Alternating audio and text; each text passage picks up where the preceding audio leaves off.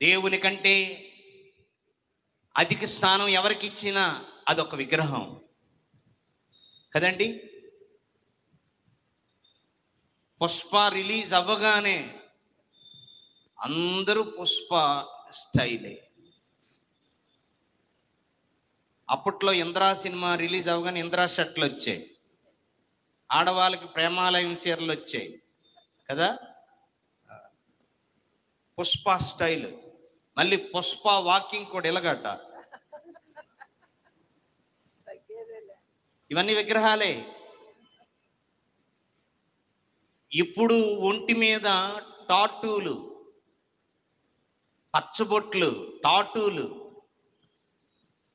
ఇవన్నీ శాపకరమైనవి, అన్య సంబంధమైనవి.